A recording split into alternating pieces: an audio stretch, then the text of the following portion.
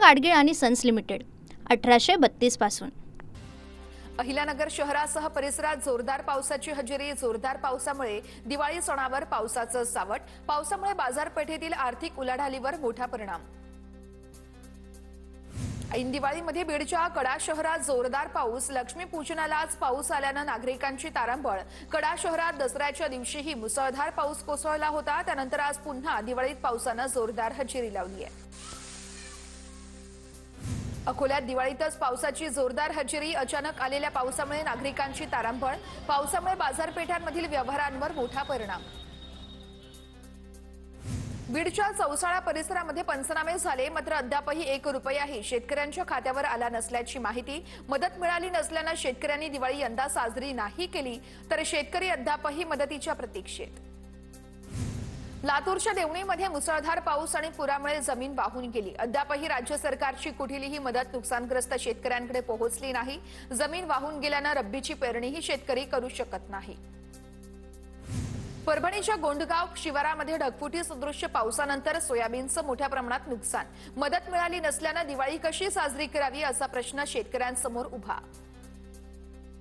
सोलापूरमधील सीना नदीकाठच्या गावात टँकरनं पाणी पुरवठा, मात्र सणासुदीत पाणी पुरत नसल्यानं दिवाळीच्या अंघोळीसाठी गावकऱ्यांचा नदीपात्रातून पाणी उपसा। प्रशासनानं लक्ष देण्याची ग्रामस्थांची मागणी। अतिवृष्टी झालेल्या भूम परांडा भागातील शेतकरी अद्यापही मदतीपासून वंचित। महिनाभरापूर्वी पंचनामे झाले, मात्र अजूनही 1 रुपयाही शासकीय मदत मिळाली नसल्यानं शेतकरी हतबल। गोंदियातील अनेक तालुक्यांमध्ये खरीप हंगामातील धान पिकांवर रोगाचा प्रादुर्भाव। करपा, तडतुडा तसेच बेरड रोगाचा प्रादुर्भाव। बीडच्या आष्टीमध्ये नुकसानग्रस्त शेतकऱ्यांची दिवाळी अंधारातच। सरकारची मदत अजूनही पोहोचली नसल्याचं शेतकऱ्यांची तक्रार। धाराशिवच्या परंडामध्ये दिवाळीच्या पार्श्वभूमीवर आता अतिवृष्टीचंही सावट। तर अतिवृष्टीला 1 महिना पूर्ण, मात्र अद्यापही शासकीय मदत न मिळाल्यानं लाखी गावातील एकाही घरात दिवाळी साजरी नाही। पालघरमध्ये अल्पवयीन कातकरी मुलीची दलालामार्फत विक्रीनंतर बिगर आदिवासी मुलाशी लग्न लावून दिल्याप्रकरणी गुन्हे दाखल, मात्र पोलीस तपास करण्याबाबत दुर्लक्ष करत असल्याचा आरोप। संतप्त ग्रामस्थांचा पोलीस स्थानकासमोरच मूकमोर्चा। नाशिकच्या त्र्यंबकेश्वरमधील रस्त्याच्या विस्तारीकरणासाठी सुरू असलेल्या भूसंपादनाला नागरिकांचा विरोध म्हणून नागरिकांचा रास्ता रोको। छत्रपती संभाजीनगरमध्ये शेतकरी संघटना आक्रमक। जिल्हाधिकारी दिलीप स्वामी यांच्या बंगल्यासमोर चटणी भाकर आंदोलन। अर्धनग्न आंदोलन करत शेतकरी चांगलेच आक्रमक, तर शेतकरी संघटनेकडून काळी दिवाळी साजरी करण्याचा प्रयत्न। अकोला शहरातल्या गांधी रोडवरती शेतकरी संघटनेकडून काळी दिवाळी साजरी करत सरकारचा निषेध व्यक्त। अतिवृष्टी, मदत आणि शेतमालाला अपेक्षित भाव देण्याची मागणी। नाशिकच्या मनमाडमध्ये कृषी उत्पन्न बाजार समितीत कर्मचारी आक्रमक। वेतन मिळत नसल्यानं सुरू केलं काळी दिवाळी आंदोलन। सभापतींविरोधात कर्मचाऱ्यांची जोरदार घोषणाबाजी। अहिल्यानगरच्या संगमनेरमध्ये संतप्त ग्रामस्थांनी महामार्ग अडवला। महामार्गावरील ढिसाळ नियोजनामुळे नागरिक त्रस्त। प्रशासनाविरोधात नागरिक आक्रमक। पुणे नाशिक महामार्गावरती रास्ता रोको। धुळ्याच्या कापडणे गावाला शुद्ध पाणी मिळण्यासाठी संघर्ष समितीचं आंदोलन। ग्रामस्थांचं फटाके फोडून आणि घंटानाद करून आंदोलन। लवकरात लवकर कापडणे या गावाला शुद्ध पाणी पुरवठा करावा, ग्रामस्थांची मागणी।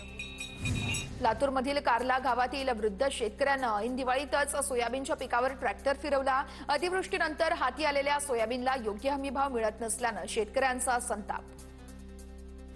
जालन्यात अतिवृष्टीग्रस्त शेतकऱ्यांच्या खात्यात अद्यापही मदत जमा झाली नसल्याची शेतकऱ्यांची माहिती। मदत खात्यावर जमा झाली नाही, मग दिवाळी कशी साजरी करावी, शेतकऱ्यांचा संताप। धाराशिवमध्ये ऊस उत्पादक शेतकरी एकवटले। ऊसाला FRP नुसार भाव देण्याची शेतकऱ्यांची मागणी। FRP प्रमाणे भाव न दिल्यास तीव्र आंदोलन करण्याचा शेतकऱ्यांचा इशारा। कोल्हापूर शहर सीमा भागातील साखर कारखान्याची धुरांडी रविवारपासून पेटणार। या वर्षीच्या ऊस गळीत हंगामाला अधिकृतपणे सुरुवात होणार। राज्यात 1 नोव्हेंबरपासून ऊस गाळप हंगाम सुरू करण्याची साखर संघाची परवानगी।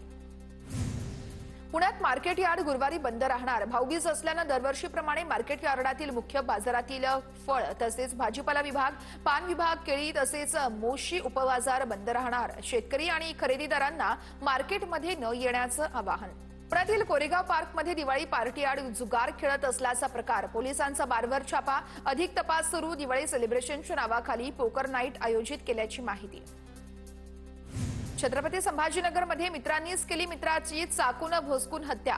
रामनगर भागातली घटना। मुकुंदवाडी पोलिसांनी दोन्ही आरोपींना घेतलं ताब्यात। जुन्या वादातून हत्या झाल्याची प्राथमिक माहिती। राजगड तालुक्यातील वेल्हे बुद्रुकमध्ये 2 घरांमध्ये चोरी। चोरांनी दोन्ही घरांमधून लाखो रुपयांचं सोनं चोरलं। रवीश कचरे आणि रमेश ढेबे या घरात चोरी झाल्याची माहिती। ऐन दिवाळीमध्ये मोठा घातपात घडवण्याच्या तयारीत असलेल्या चौघांना चंद्रपूर शहर पोलिसांनी ठोकल्या बेड्या। आरोपींकडून 2 देशी कट्टे, 35 काडतूस, खंजीरही हत्यारं जप्त। जळगावच्या 40 गावमध्ये TV9 मराठीच्या बातमीचा दणका। उपखेड शिवारात अवैध वाळू उपसा सुरू असल्याची बातमी TV9 मराठीने दाखवताच प्रशासनाची धडक कारवाई। महसूल प्रशासनाने अवैधरित्या जमा केलेला वाळूचा साठा केला जप्त। नवी मुंबईच्या कामोठेमध्ये आंबे श्रद्धा सहकारी गृहनिर्माण सोसायटीमध्ये एका घराला अचानक आग। दुर्घटनेमध्ये 2 जणांचा मृत्यू। मृतांमध्ये आई आणि मुलीचा समावेश। शॉर्ट सर्किटमुळे आग लागल्याची प्राथमिक माहिती। पुण्याच्या वाकडमध्ये बाईकच्या सर्व्हिस सेंटरला आग। आगीमध्ये 35 ते 40 गाड्या जळून खाक। आगीमध्ये इतर साहित्याचं देखील मोठं नुकसान। आगीचं कारण अद्यापही अस्पष्ट।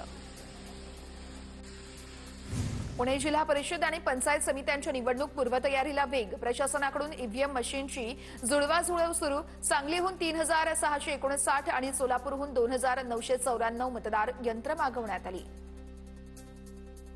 धुळ्याच्या दोंडाईचा नगर परिषदेच्या 13 प्रभागातील प्रारूप यादीवरती 3878 हरकती प्राप्त। अंतिम मतदार यादीत किती हरकती ग्राह्य धरल्या जातात याकडे नागरिकांचं लक्ष। 31 ऑक्टोबरला अंतिम मतदार यादी प्रसिद्ध होणार। गोंदियातील 1044 जिल्हा परिषद शाळांपैकी तब्बल 257 शाळांमध्ये एकच शिक्षक कार्यरत। एका शिक्षकावरती 4 वर्गांचा भार। शिक्षण विभागानं लक्ष देण्याची मागणी। नागपुरात दिवाळी आणि छठपूजेसाठी येणाऱ्या प्रवाशांची रेल्वे स्थानकावर प्रचंड गर्दी। मुख्य स्थानकावरती 276 तर अजनी रेल्वे स्थानकावरती 31 सीसीटीव्हीद्वारे यावेळेस कॅमेरे बसवून परिसरातील घडामोडींवर लक्ष ठेवलं जाते। दिवाळीनिमित्त नागपूरच्या मेट्रोच्या वेळापत्रकात काहीसे बदल। लक्ष्मीपूजनाच्या दिवशी मेट्रो सेवा संध्याकाळी 6 पर्यंत सुरू राहणार। वेळापत्रकानुसार प्रवासाचं नियोजन करण्याचं नागरिकांना आवाहन। नवीन नागपूरसाठी राज्य सरकारकडून दिवाळीमध्ये विकासाची भेट। मुख्यमंत्र्यांच्या अध्यक्षतेखाली नागपूर महानगर प्रदेश विकास प्राधिकरणाची बैठक संपन्न। यावेळेस नवीन नागपूरच्या विकासासाठी आवश्यक 21 विषयांना मान्यता देण्यात आली। अमरावतीमध्ये दरवर्षीप्रमाणे यंदाही राणा दाम्पत्याचे अंध, निराधार, बेघर आणि दिव्यांगांसोबत दिवाळी। तर राणा दाम्पत्याकडे किराणा सामानाचं वाटप। तर मुख्यमंत्र्यांनीही दिल्या फोनवरून दिवाळीच्या शुभेच्छा। आमदार चित्रा वाघ यांनी मुंबईतील गोरेगावमध्ये दिवाळी साजरी केली। हबाले आदिवासी पाड्यातील भगिनींसोबत आमदार चित्रा वाघ यांनी दिवाळी साजरी केली। सांगोल्याचे आमदार बाबासाहेब देशमुख यांनी मेंढपाळ बांधवांसोबत दिवाळी साजरी केली। यावेळेस बाबासाहेब देशमुख यांनी मेंढपाळांना दिवाळीचे एक पारंपरिक पोशाख भेटवस्तू स्वरूपात दिले।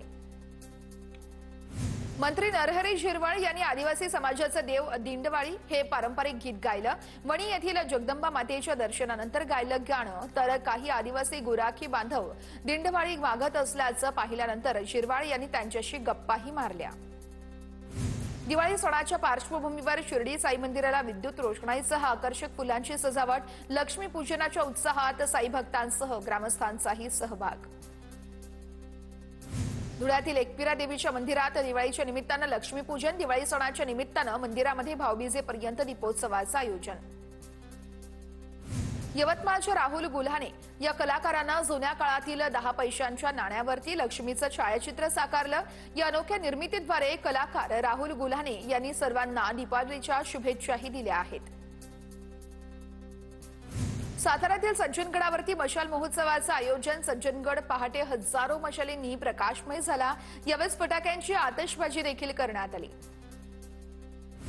नागपुरात इवान संघटनेकडून अजनीतील शहीद स्मारक या ठिकाणी एक दिवा सैनिकांसाठी कार्यक्रमाचं आयोजन। कार्यक्रमात मोठ्या प्रमाणामध्ये माजी सैनिकांचा सहभाग। माजी अर्थमंत्री महादेवराव शिवणकर यांच्यावरती शासकीय इतमामामध्ये अंत्यसंस्कार। जिल्ह्यातील आजी माजी आमदार, खासदार यांच्यासह मध्य प्रदेशातील आजी माजी आमदारांनी वाहिली श्रद्धांजली। मोठ्या संख्येने नागरिक उपस्थित। पूना गाडगीळ आणि सन्स लिमिटेड 1832 पासून